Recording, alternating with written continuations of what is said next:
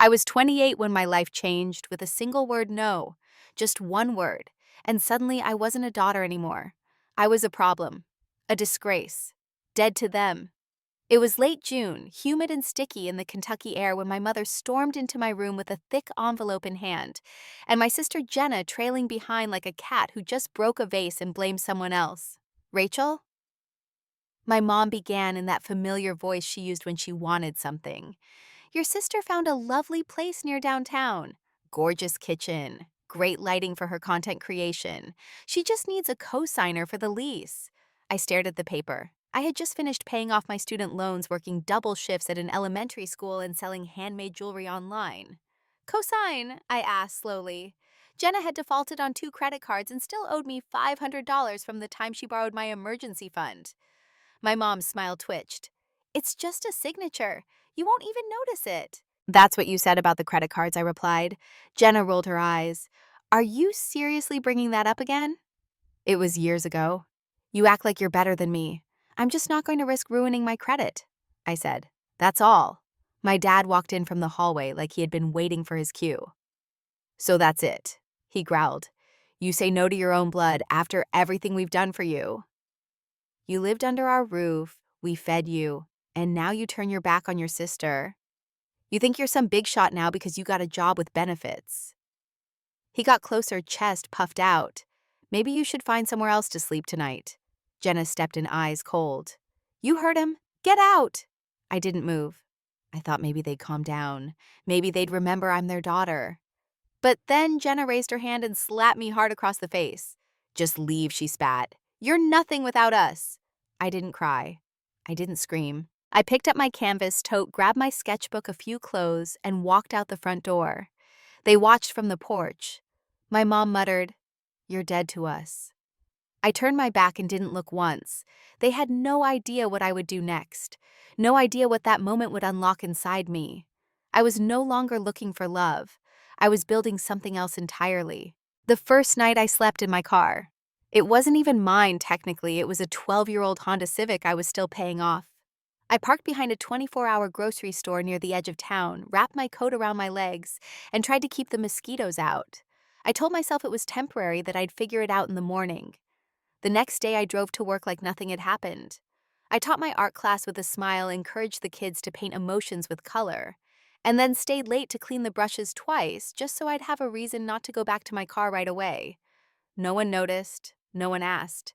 I showered in the gym locker room before class, brushed my teeth in the school bathroom, and ate half a granola bar for lunch to make it stretch.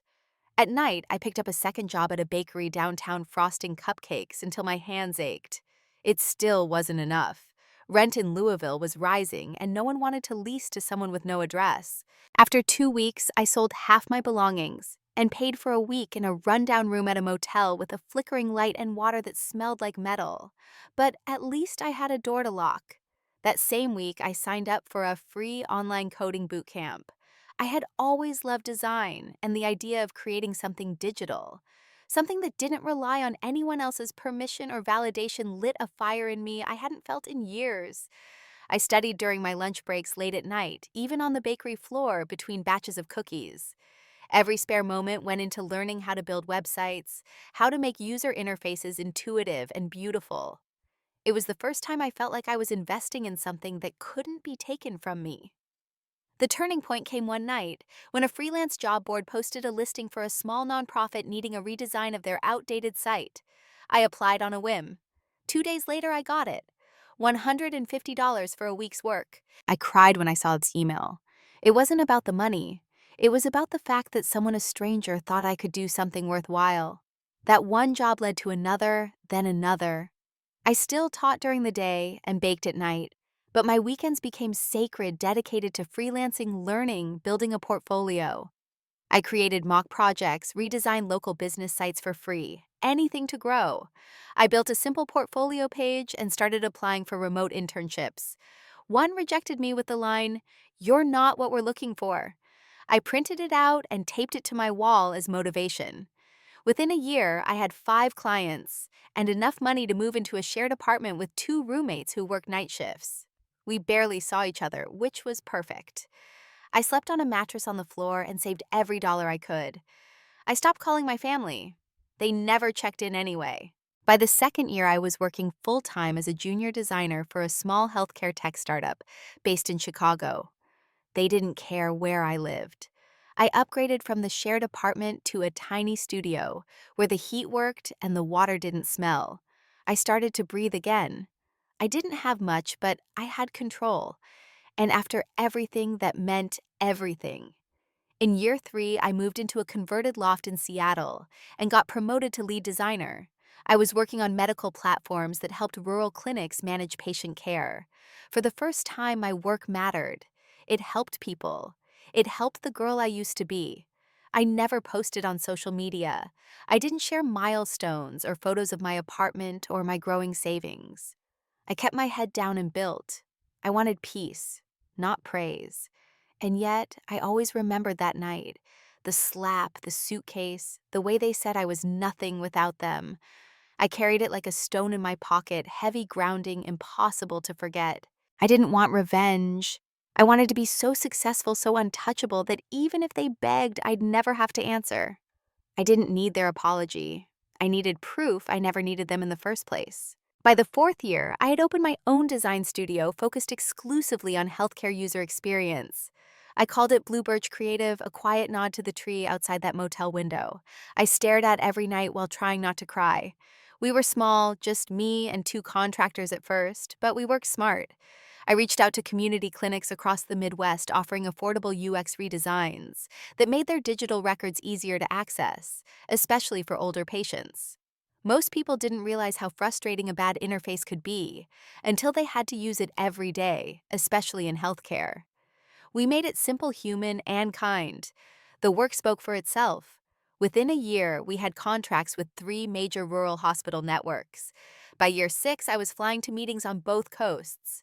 Not first-class private. I bought a small jet, a Cessna Citation Mustang pre-owned, but pristine. I paid in full. No loans, no partners, no co-signers. Just me and the quiet confidence I had built piece by piece. It wasn't flashy. I didn't post about it. I didn't host launch parties or give interviews. I invested back into my company and kept building. My team grew. We offered free workshops for women in small towns looking to get into tech. I started a grant for single moms pursuing digital design. Every time I saw a young woman hesitate before clicking submit on her first application, I saw myself scared, unsupported, but still trying. That kept me going. I had everything I once thought I'd never have. A home on a quiet lake in Montana, where the air smelled like pine and nobody screamed across hallways. A dog named Maple who never let me feel alone. A shelf full of books I finally had time to read. And silence blessed beautiful silence. I hadn't spoken to my parents in over a decade. Not once. They hadn't called, emailed, written.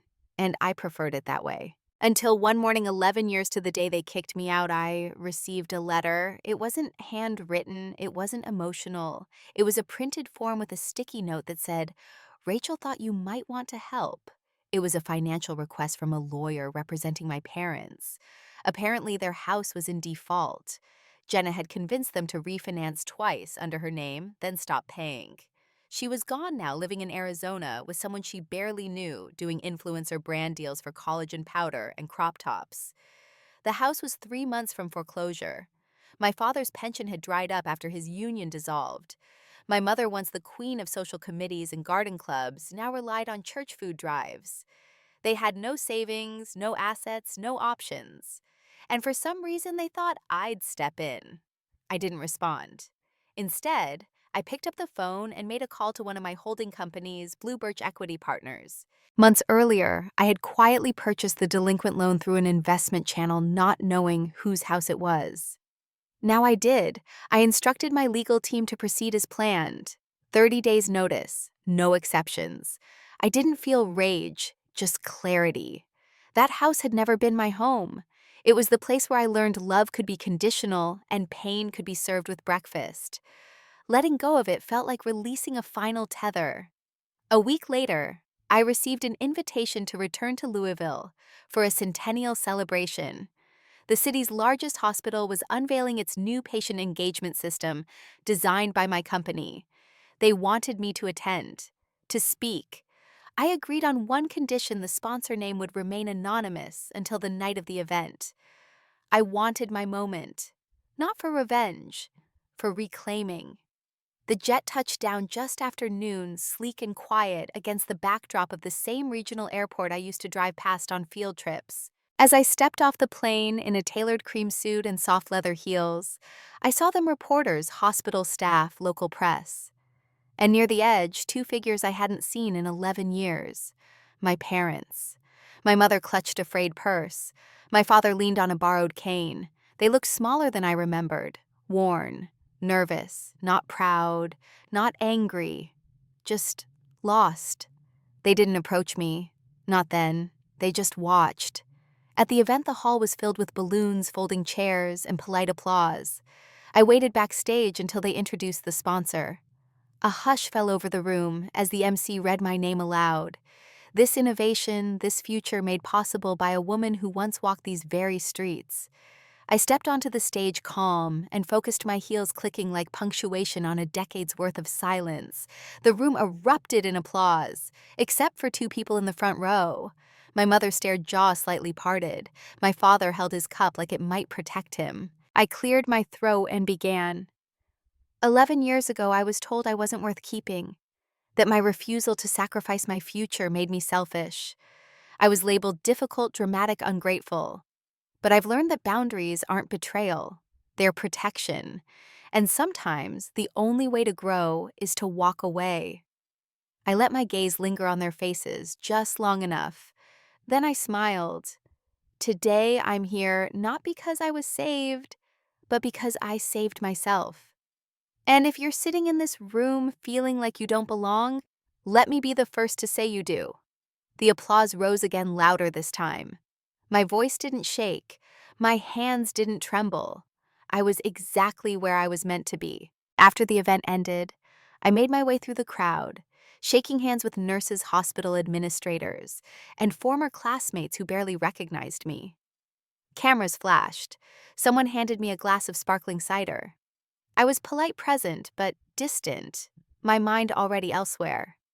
Then I saw them, my parents, standing near the back exit like they weren't sure if they belonged. My mother clutched a program booklet. My father adjusted his collar like it was strangling him. They moved toward me slowly, hesitant, as if expecting security to stop them. "Rachel," my mother said, her voice soft and unsure. "That was quite a speech." I nodded. It was honest. My father stepped closer. "You embarrassed us in front of the entire town." I tilted my head. Did I just say what everyone already knew? My mother's eyes darted around. "You didn't have to bring up the past. That's behind us. For you, maybe," I replied, "but for me it was never resolved. You kicked me out because I refused to co-sign for someone who still owes me money. And then you never looked back." My father's voice grew tighter. "We thought you'd understand. Family helps family." I smiled faintly. "You mean family helps Jenna?" There was a pause. My mother sighed. "Look, we're not here to argue.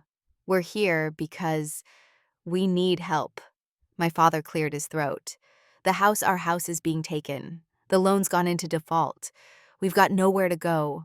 I raised an eyebrow. "Why come to me?" My mother's eyes welled up. "You've done so well. We thought maybe you could float us just until we get back on our feet." I reached into my handbag and pulled out a black envelope. I handed it to my father. "Read it." He opened it and went pale. This is an eviction notice." "Correct," I said. "Issued by Blue Birch Equity Partners. We bought your mortgage 6 months ago." My mother's mouth opened and closed like she couldn't find the words. You did this?" I shook my head.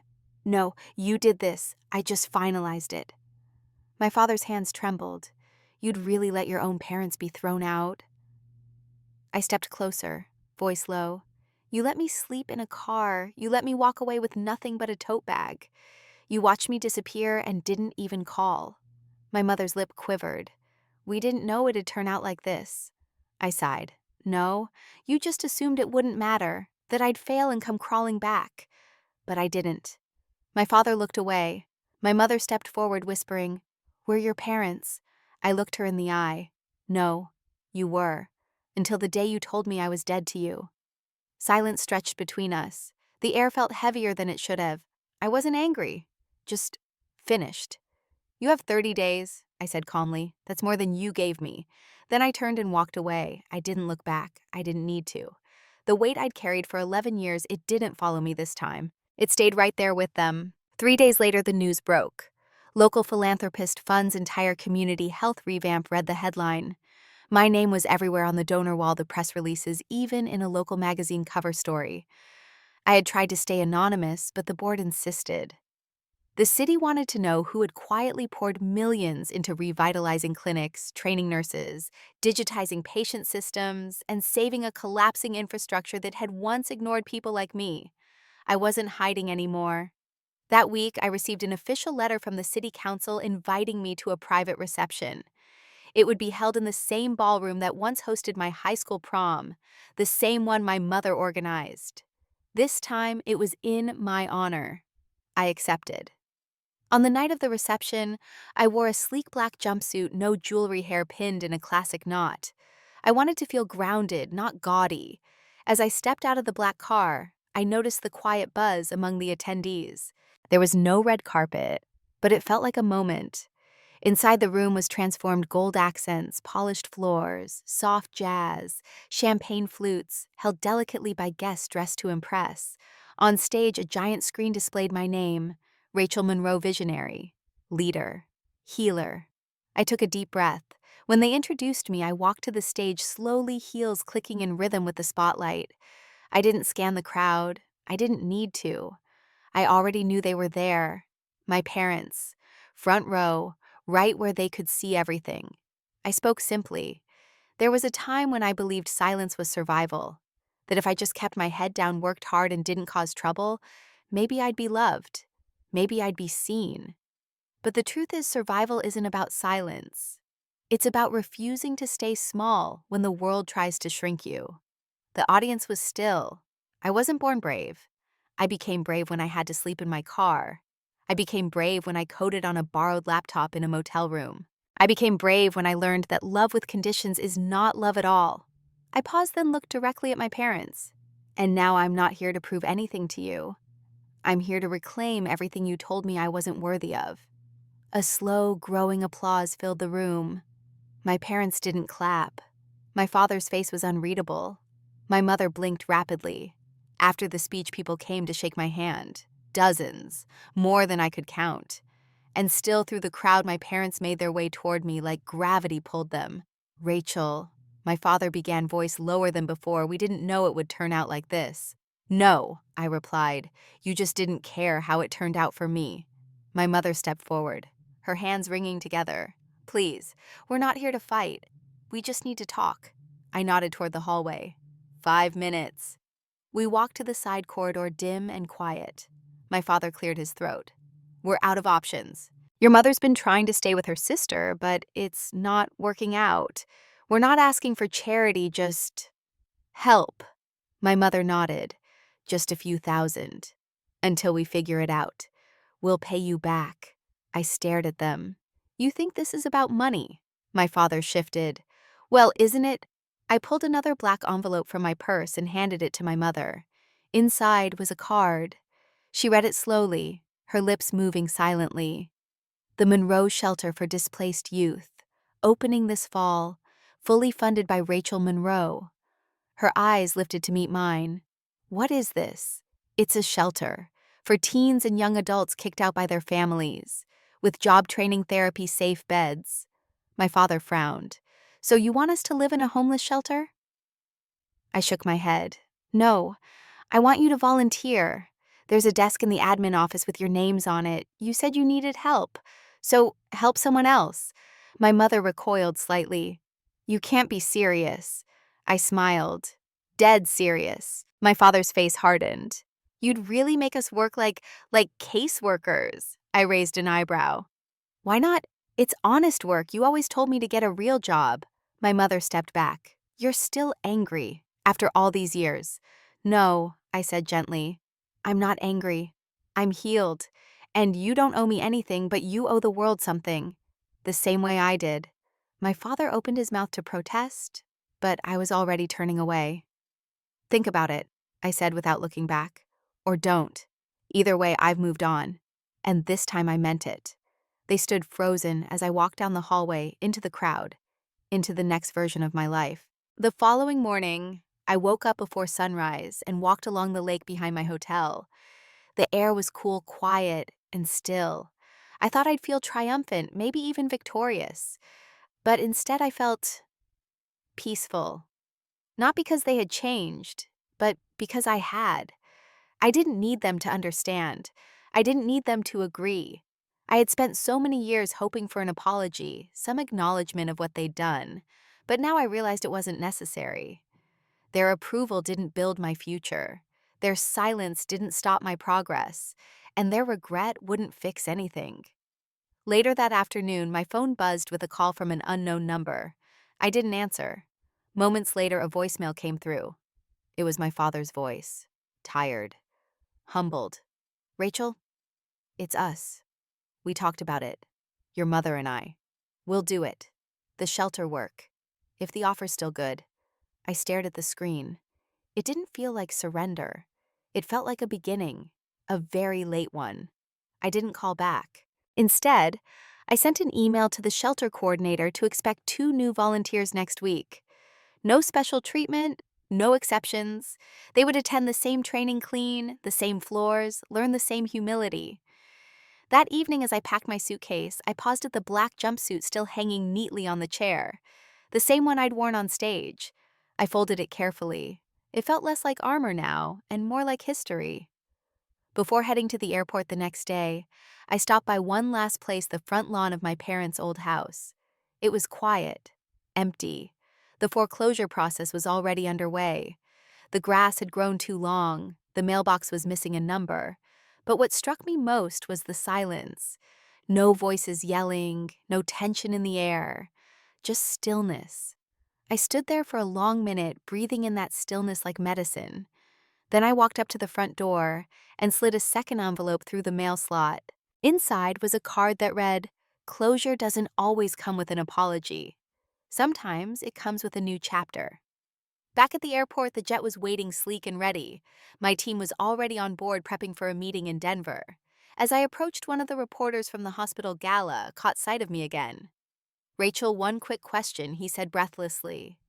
"Do you have a message for others out there who've been hurt by their families?" I smiled, steady and sure. "Yes. You don't have to earn love, and if someone makes you feel like you do, walk away. Not in anger, in power." He blinked. That's powerful." I nodded once and boarded the plane. Inside, the engines hummed like a heartbeat. My assistant handed me a tablet with our next project timeline.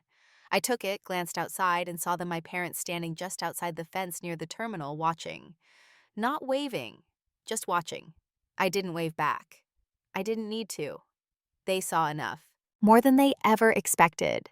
And this time I had nothing left to prove. As the jet lifted off the runway, I leaned back into the leather seat and closed my eyes. 11 years.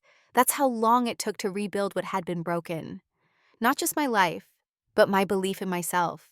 I thought about the girl I used to be, the one who stood barefoot on her parents' lawn, holding a torn duffel bag and blinking away tears. She hadn't disappeared. She had just evolved. Every sleepless night, every silent dinner, every time I was told I wasn't enough, it had all become fuel. Not rage, not bitterness, but purpose. They thought they had ended something that night, but all they did was start something they couldn't control. In the years that followed, I wasn't chasing revenge. I was chasing restoration. Not of the past, but of the future that had once been denied to me. That's what healing truly looks like. It's not loud. It's not about proving anyone wrong. It's about proving yourself right over and over again. The shelter we opened in the city is now expanding. We've acquired a second building on the east side, this one with a dedicated tech lab and mental health center. Young women who were once told they were too emotional, too difficult, too much, they come here to feel safe and seen. Some of them are 17, just like I was. Others are 35, starting over after escaping marriages that felt like cages. All of them carry stories, and all of them deserve new ones. I visit every month. I sit in the circle during peer sessions, not as a guest, but as someone who understands. I never share my full story. I don't have to. They see it in my eyes. They feel it in the way I speak to them, never from above, always beside. One of the girls Ava asked me once, "How did you forgive them?" I paused, not because I didn't know the answer, but because it took me a long time to feel it. I didn't forgive them to set them free, I said. I forgave them to set myself free. I didn't want to carry their choices any longer. That's the truth. Forgiveness isn't a gift you give someone who hurt you. It's the way you stop giving them power. It's how you reclaim your narrative. Some days I still hear my mother's voice in my head. Some days I see my father's disappointed eyes. But those days are fewer now. They don't haunt me. They remind me that I survived, that I created something beautiful from the ashes of what they burned. A few weeks ago, I received a photo in an email from the shelter director. My parents were in it, wearing volunteer shirts standing beside a donation table. My mother's expression was tight, but not angry. My father looked tired, but not bitter. I didn't reply to the email. I didn't need to. Some stories don't need a final conversation, just a quiet ending. And maybe that's the most powerful thing I've learned, that closure isn't something you wait for someone else to give you. It's something you build piece by piece on your own terms. As the jet touched down in Denver, I looked out the window and smiled. The runway lights flickered like stars against the concrete. Another city, another story. Another chance to be exactly who I am without apology. I grabbed my bag and stepped off the plane heels, clicking softly. A new meeting, a new clinic partnership, another step forward. And somewhere not far behind were the echoes of every "you'll never make it" I had ever heard. Let them echo. Let them fade. They don't define me anymore. Today, I am not someone's disappointment. I am not someone's failure. I am not a daughter desperate for permission to shine. I am Rachel Monroe, and I am enough. Not because they say so, but because I finally believe it.